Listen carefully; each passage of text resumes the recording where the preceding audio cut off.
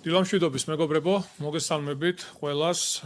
დღევანდელი მთავრობის ცნობა მინდა დავიწყო 2 დღის განმავლობაში მოსული უხვინ ნალექისა და მის მიერ გამოწვეული შედეგების საკითხით, შემდეგ უკვე გადავალთ დღის წესრიგით გათვალისწინებულ საკითხებზე, გადაწყვეტილებების მიღებაზე. როგორც მოგეხსენებათ, მოკლე დროში მოსული ინტენსიური ნალექის დროს დაიტბორა რამდენიმე ქუჩა, რომელმაც მოსახლეობას შეუქმნა პრობლემები. გარდა ამისა, ჩვენ გვაქვს ინფორმაცია კონკრეტულ უბნებში თუ რა პრობლემები შექმნა აღნიშნულმა ამინდმა, ესე იგი არ დარჩენილა არც ერთი ადგილი, სადაც ჩვენი მუნიციპალიტეტის შესაბამისი სამსახურები ან თუნდაც გამგეობის თანამშრომლები არ მისულიყვნენ, არ ქონოდა კომუნიკაცია მოსახლეობასთან და რა ვიცი, ყველგან სადაც იყო აუცილებლობა, ყველგან ვიყავით მისულები და კიდევ ერთხელ მინდა მოსახლეობას უთხრა, რომ ყველა ის პრობლემა იქნება მოგვარებული, აღნიშნულმა ამინდებმა გარკვეული პრობლემები შექმნეს ინფრასტრუქტურის მიმართულებით, ყველაფერი იქნება მოწესრიგებული და ყველა პრობლემა იქნება აღმოფხვრილი. თვითონ რაც შეეხება მიზეზს, თუ რატო ხდება კონკრეტული ქუჩების დატბორვა,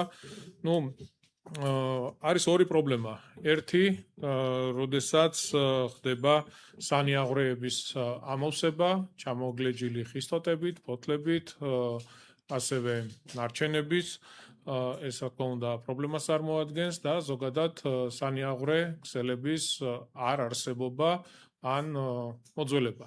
შესაბამისად, იმიტომ არის 2017 წლიდან მოყოლებული ჩვენ, როდესაც ვიწყებთ სარეაბილიტაციო სამუშაოებს აბსოლუტურად. ეს იქნება ის ქუჩები, გამზირები, სადაც რეაბილიტაციას ვახორციელებთ. პირველი, რასაც ვაკეთებთ, ეს არის მიწისქვეშა კომუნიკაციების მოწესრიგება.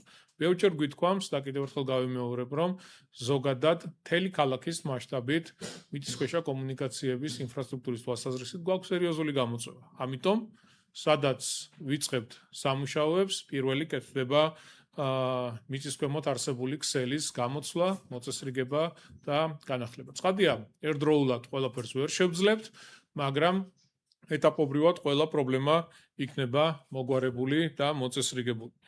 გარდა ამისა, უხვინ ნალექის შედეგად 6 ივლისს მარიჯანის ქუჩა ნომერ 4-ში მრავალბინიანი საცხოვრებელი კორპუსის მხარეს სამშენებლო მოედანზე დაფიქსირდა ქვაბულის ფერდის ჩამოშლის ფაქტი.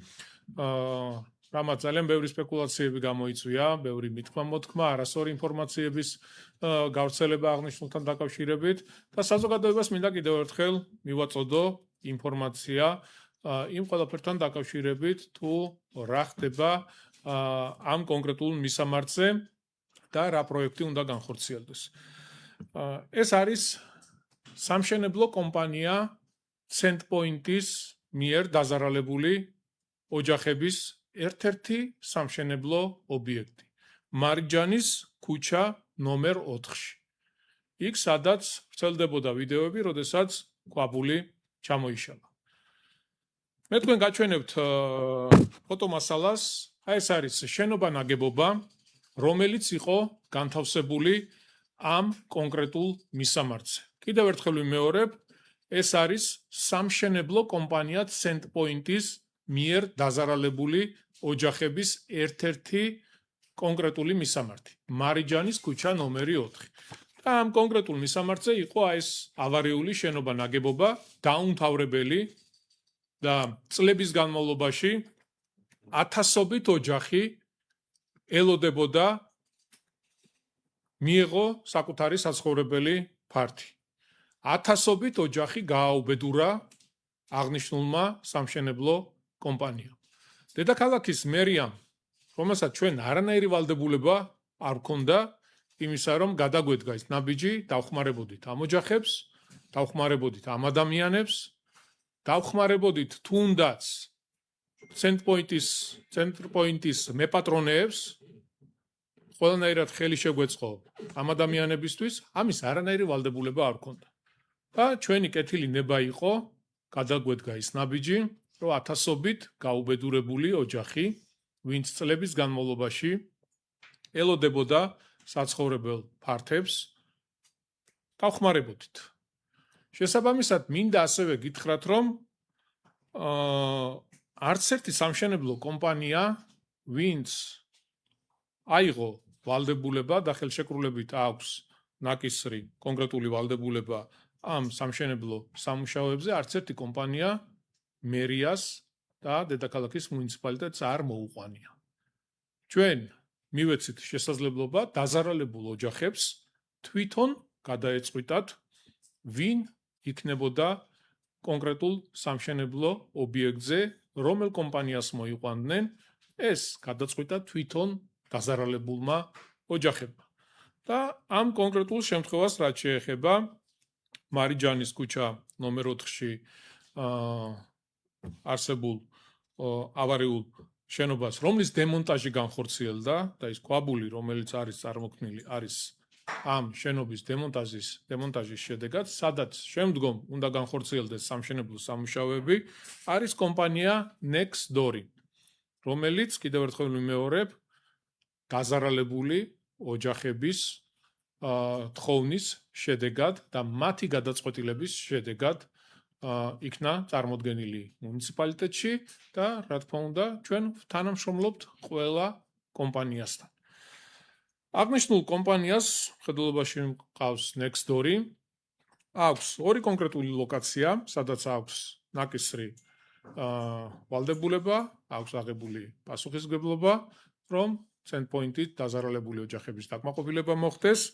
ერთი ეს არის მარიჯანის ქუჩა ნომერ 4-ში, სადაც 433 ოჯახი უნდა იქნეს დაკმაყოფილებული საცხოვრებელი ფართებით და მეორე არის ვაშლი ჯვარში მიმდინარე სამშენებლო სამუშაოები, სადაც ისევ აღნიშნული კომპანია Nextdoor აშენებს საცხოვრებელ კორპუსს, 16 სართული უკვე აშენებული არის, 17 სართული უკაცრავად და დარჩენილი აქვს 5 სართული, სამშენებლო სამუშაოები მიმდინარეობს ძალიან კარგად, 114 ოჯახის დაკმაყოფილება მოხდება, რაც ძალიან მნიშვნელოვანია. 22 სართულიანი საცხოვრებელი კორპუსი უნდა აშენდეს აღნიშნულ მისამართზე. რაც შეეხება მარიჯანის ქუჩას, რომ დაუბრუნდეთ, 2024 წელს იქნა გაცემული სამშენებლო ნებართვა. თუმცა იმის გათვალისწინებით, რომ ჩვენგან იყო მოთხოვნილი ხიმინჯოვანის საძირკვლის მოწყობა, ვთხოვეთ კორექტირება შეეტანათ აღნიშნულ სამშენებლო ნებართვაში, იმიტომ რომ აღნიშნულ მისამართზე არის გადის ძველი კოლექტორი, რომელიც დღეს არ ფუნქციონირებს, თუმცა იმისთვის, რომ ყველანაირად უსაფრთხოდ წარიმართოს აღნიშნული შენობის პროექტის განხორციელება და სამშენებლო სამუშაოები, მოვითხოვეთ მოხდეს აღნიშნული პროექტის დაკორექტირება, რაც ძალიან მნიშვნელოვანია. თვითონ ჩამოშლას რაც შეეხება ჩამოშლის ფაქტს, მუნიციპალურმა ინსპექციამ ფაქტზე მყისიერი რეაგირება მოახდინა, რომლის შედეგადაც უსაფრთხოების წესების დარღვევის გამო ობიექტი დაჯარიმდება 30,000 ლარით. სამშენებლო პროცესი შეჩერდება. კომპანიის წარმომადგენლებს უკვე დაევალათ გამაგრების სამუშაოების ჩატარება, შესაბამისად დამუშავებული პროექტის საფუძველზე, რომლითაც დადასტურდება მომიჯნავე ნაკვეთებისა და მასზე მდგომი შენობა-ნაგებობების უსაფრთხოება. გარდა ამისა, მინდა გითხრათ, რომ სამშენებლო მოედანზე, როდესაც დაფიქსირდა ქვაბულის ფერით ჩამოშლის ფაქტი, ლევან სამხარაულის სახელობის ექსპერტიზის ეროვნული ბიუროს დასკვნის საფუძველზე მიმდებარე კორპუსის მოსახლეობას საფრთხე არ ემუქრება. ესეც ძალიან მნიშვნელოვანი ინფორმაციაა, იმისთვის რომ ჩვენმა შესაბამისმა სამსახურებმა მაშინვე მივიდნენ ადგილზე, ჰქონდათ შეხვედრა მოსახლეობასთან, ჩვენი შესაბამისი უწყების წარმომადგენლები დაიწყო კვლევა და როგორც გითხარით, იქ მცხოვრებ ადამიანებს საფრთხე არ ემუქრება. იქ საუბარი იყო სპეკულაციები ჩვენ მოვისმენთ იმასთან დაკავშირებით, რომ თითქოს აღნიშნულ კომპანიას არ ეძლევა ფართების გაყიდვის შესაძლებლობა და რაც უდია თურმე მერია. დიახ, არ ეძლევათ ფართების გაყიდვის შესაძლებლობა და ეს არის ჩვენი გადაწყვეტილება და ეს მოხდა ურთიერთშეთანხმების საფუძველზე, რომ პირველ რიგში დაგიცვათ თქვენ მოსახლეობა, დაზარალებული მოსახლეობა დაგიცვათ, რომ არ აღმოჩნდეთ ისევ მოტყუებულები. და პირველ რიგში თქვენ უნდა დაკმაყოფილდეთ. და აღნიშნულმა კომპანიამ Nextdoor-მა პირველ რიგში თქვენ უნდა დაგაკმაყოფილოთ. და ამის შემდეგ, რა თქმა უნდა, მათ მიეცემათ შესაძლებლობა აშენებული საცხოვრებელი ფართების გასხვისების და გაყიდვის. რა არის ამაში ცუდი? რომ ჩვენ ვზრუნავთ თქვენზე, რომ არ დარჩეთ ისევ მოტყუებულები. და მე რას აკეთებთ? რომ მოგატყუოთ აღნიშნულმა კომპანიამ და არ გადმოგცეთ ფართები. მე რა ვშვებით? ამიტომ ყველა გადადგმული ნაბიჯი მიმართულია იმისკენ, რომ პირველ რიგში თქვენ იყოთ კმაყოფილები. თქვენ დაგაკმაყოფილოთ და არ დარჩეთ მოტყუებულები. ეს არის პასუხისმგებლიანი დამოკიდებულება და ეს არის სწორი დამოკიდებულება მუნიციპალიტეტის თითეული თანამშრომლის მხრიდან. და რა თქმა უნდა, ყველა ობიექტზე, სადაც ჩვენ გვაქვს წლების წინ სამშენებლო კომპანიებით დაზარალებული ოჯახების სამშენებლო სამუშაოები, რა თქმა უნდა, ყველას ვეხმარებით და ყველასთან იგივე დამოკიდებულება გვაქვს. ჩვენ ვეუბნებით დაზარალებულ ოჯახებს, რომ თქვენ თვითონ აირჩიეთ კომპანიები, თქვენ თვითონ მოიყვანეთ აღნიშნული კომპანიები, ვინც ამ მიმართულებით მუშაობს, ჩვენ მზად ვართ თანამშრომლობისთვის, მზად ვართ პრეფერენციები გაუკეთოთ, მზად ვართ ხელი შეუწყოთ. მაგრამ რა თქმა უნდა, პასუხისმგებლობა უნდა აიღოს ამ კომპანიებმა, როგორც სამშენებლო სამუშაოების დროს, ასევე პასუხისმგებლობის აღება მოუწევთ ამ ოჯახების დაკმაყოფილებისთვის, რომ მეორეჯერ და მესამეჯერ მოტყუებულები არ დარჩნენ. ეს არის ძალიან მნიშვნელოვანი და ეს არის მნიშვნელოვანი დამოკიდებულება. აქვე მინდა ყურადღება გავამახვილო ერთ-ერთი ტელეკომპანიის მიერ გავრცელებულ ინფორმაციაზე და არ მოვერიდები. ეს ტელეკომპანია არის TV1, რომელიც დაკავებულია სიცრუით, ტყუილით, ცილისწამებით. მათ გაავრცელეს ინფორმაცია, თითქოს 2 დღის წინ მეტროსადგურ ავლაბარში წყალი ჩავიდა. ეს ინფორმაცია არის ტყუილი, მეგობრებო. აღნიშნული ტელევიზია, როგორც ყოველთვის, ამჯერადაც ცდილობდა საზოგადოება შეეყვანა შეცდომაში და ზოგადად კომენტარის გაკეთებაც კი ზედმეტია. სირცხვილია 21 საუკუნეში ასე უტიფრად ავრცელებდე დეზინფორმაციას. არანაირი წყლის ჩამოსვლის ფაქტი არ ყოფილა ავლაბრის მეტროსადგურში. ამასთან დაკავშირებით, როდესაც მართლა პრობლემა იყო და მართლა წყალი ჩამოვიდა, ჩვენ არ მოგვირდებია. არც მე, არც ჩემს თანაგუნდელებს, ჩემს თანამშრომლებს გამოვედით და პირადად მე მთავრობის ცდომაზე ვისაუბრე ამასთან დაკავშირებით და მოადგილეებს და აუდიტით სამსახურის ხელმძღვანელს დავავალეთ პრობლემის აღმოფხვრა, შესწავლა და გადაწყვეტილების გზების მოძიება. დღეს პრობლემა მოგვარებულია და ნამდვილად არ გვიჭირს ვისაუბროთ თუნდაც პრობლემებზე, გამოწვევებზე, სირთულეებზე, პირიქით, ყოველთვის აბსოლუტურად მზად ვართ და თვალდახუჭულები არ ვცხოვრობთ. ძალიან კარგად ვიცით თუ რა გამოწვევებია დედაქალაქში, რა პრობლემებია და ზუსტად იმისთვის ვართ აქ, რომ გადავდგათ ისეთ ნაბიჯები, რომლებიც პრობლემებს მოაგვარებს და ჩვენი ქალაქი საცხოვრებლად კიდევ უფრო უკეთესი იქნება. მაგრამ ტყუილით და სიცრუით ეს დამოკიდებულება კატეგორიულად მიუღებელია. სამწუხაროდ წვიმა და სტიქია მხოლოდ ჩვენთან არ ხდება. ინტენსიური ნალექის დროს შეგიძლიათ ნახოთ ნებისმიერი ქვეყანა, ჩვენზე უფრო ეკონომიკურად ძლიერი ქვეყნებიც, ევროპული ქვეყნებიც. თუ ვერ იძიებთ ამას, მე შემიძლია უამრავი მაგალითი მოგიყვანოთ და გაჩვენოთ კონკრეტული ვიდეოები, რა ხდება ქალაქებში, დედაქალაქებში, როდესაც ამ მასშტაბის უხვინალექი მოდის ხოლმე.